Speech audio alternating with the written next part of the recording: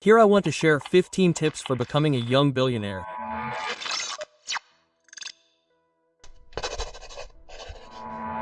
So, I've summarized these 15 tips from my personal perspective, so this might be the first part. If many of you are interested, maybe you can like this video and I'll make more videos.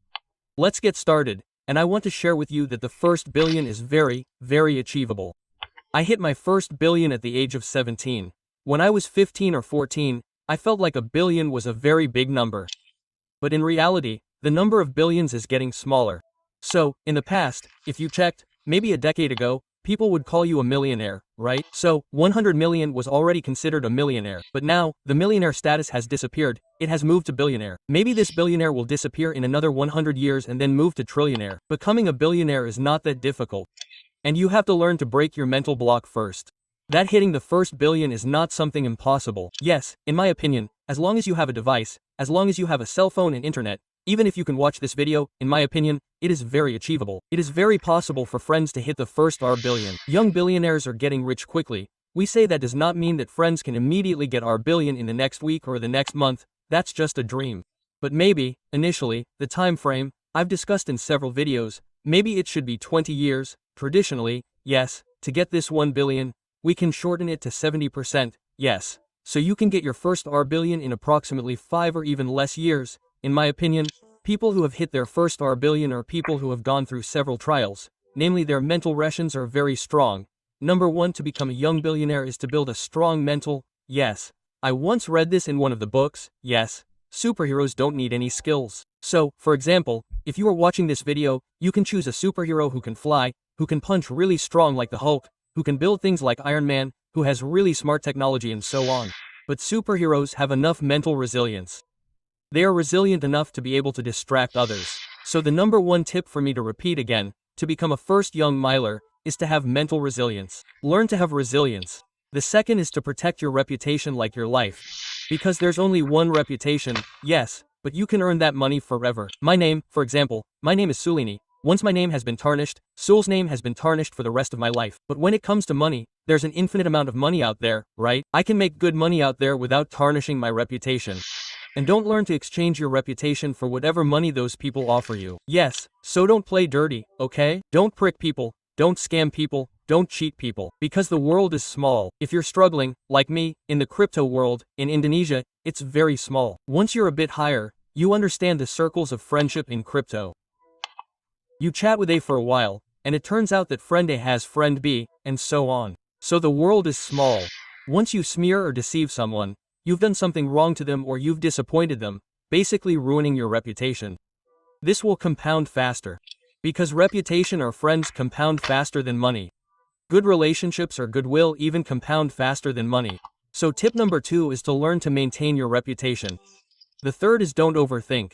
Don't think too much. It's like just doing it, so just start. Whatever idea you have, you don't need to wait until it's 100% perfect because ideas are cheap. Execution is expensive. I often hear friends out there say, "Oh, I have a really great idea for running business A and so on." But you didn't execute it, you didn't start. So, when you have a brilliant idea, whatever it is, try spreading it everywhere and people won't execute it because those people have their own busy schedules. Learn not to just talk, learn not to think well. So when you come up with an idea, you don't have to wait 100 minutes. There's no need to wait until it's perfect, but just start moving forward. The fourth is playing in the right industry or choosing the right industry. Because in my opinion, if you want to earn 1 billion, for example by selling coffee or building a coffee shop and so on, it might be difficult. But if maybe you're looking for 1 billion, for example, this is from my company, for example, I have a clip farm from clipping now, right? Clipping is very popular today, right? People who clip can get very good money.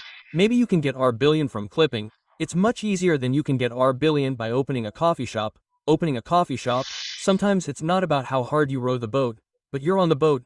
Do you need to choose the right boat? You need to choose the right industry. Like in the past, we know there was a train revolution, if you know, so people in the past used to take advantage of train tracks to get very rich. But can you get rich from train tracks now? Through trains, you build tracks and so on, you sell them, that's not possible now, that's not possible. Just like stocks, if you invested with Warren Buffett, maybe now you could be as rich as Warren Buffett if you focused like Warren Buffett back then. But is it true that people can invest and get rich through stocks now? Yes, it's possible, but the competitive edge is getting smaller.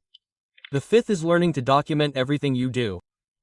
Yes, I actually regretted this before. So in the past I didn't document anything I did. If you do any job, just learn to take photos. So, for example, if you are editing a video or something, your progress, for example, if you are going abroad and so on. Because in my opinion, people like to underestimate what is called documentation. Even though documentation is important, yes. What's important for that? Make you look back and be grateful, so that you can be grateful in hindsight. If you want to hit R 1 billion in the future, right? You can't stop at R billion, right? But after you hit R billion, then you'll hit 10 billion and 100 billion and so on. You can document, you can see your photos in the past. So learn to document whatever you do, even your silly moments. For example, you're in the office, whatever it is, learn to document or screenshot. You learn to meet people, ask them to take photos, and so on.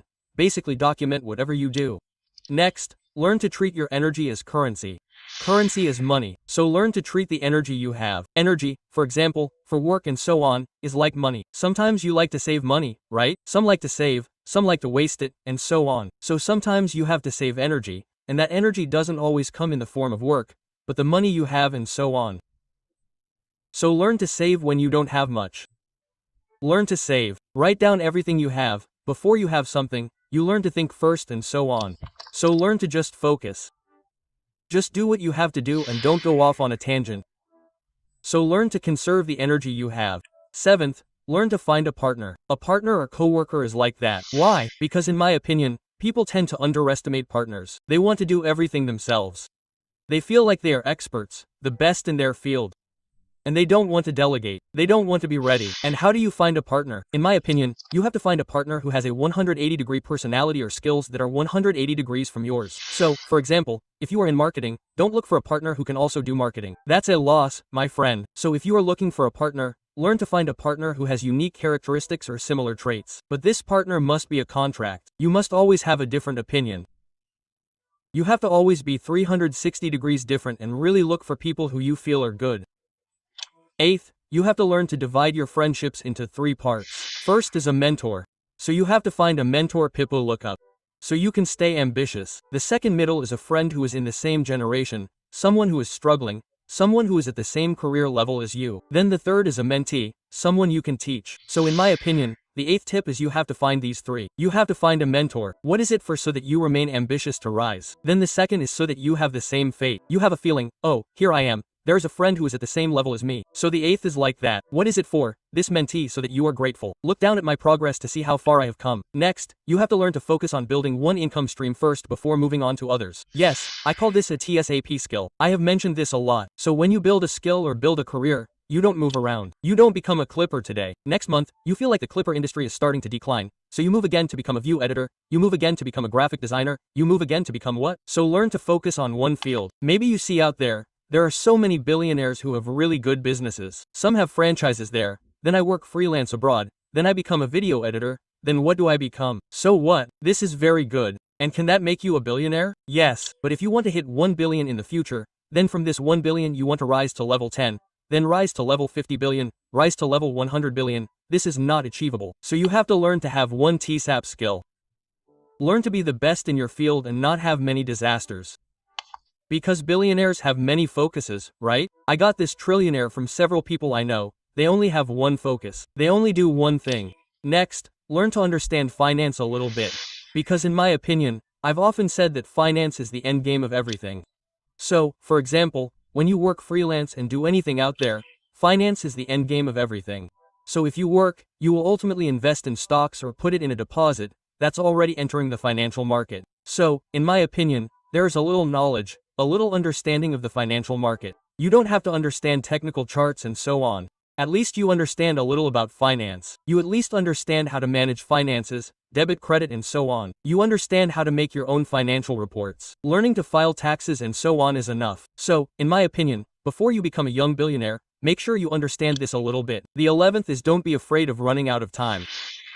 Because when you are still under a billion, your best time or resource is time, not money. So you learn to exchange your time as best as possible for results and money. Because people who have hundreds of billions of rupiah, their time has become very valuable. So what they save is time, not money, when they have a lot of money. But when these friends haven't hit their first billion, learn to exchange your time as best as possible for money. So, I once read in a book or on a podcast, when you can earn, for example, if you work 10 hours, you can earn 1 million rupiah. They say for guys like this, you work 10 hours, you can earn 1 million rupiah. Then suddenly you get a promotion and so on. You only need to work 2 hours to earn 1 million rupiah. What would most people do? Oh, I just worked 2 hours, bro. That's what it means. This is the wrong mindset. You should be able to work 10 more hours. You can earn 5 million rupiah. So learn to exchange your time as best as possible to earn money. When you're still under a billion, your time isn't that valuable. But when you already have a system, you already know people, you already have a business, you already have hundreds of employees and so on, that's when your time is valuable. The 12th is learning to build something that can be sold. So don't just build something that can't be skilled. For example, let's say I build a shop. Let's say I build a stall. Can this stall make a profit of R billion? The answer is yes. But can this be dialed up to 10 billion to 100 billion in the future? The answer is not necessarily yes. So I'm here not only teaching you to think about getting R billion, but I'm teaching you so that in the future you can make R billion to 10 to 100 and so on. This is the path that is open. So learn to do something that can be dialed up. Because when you build something that can't be sold, your time is wasted there. So you have to have your own thing, your own business.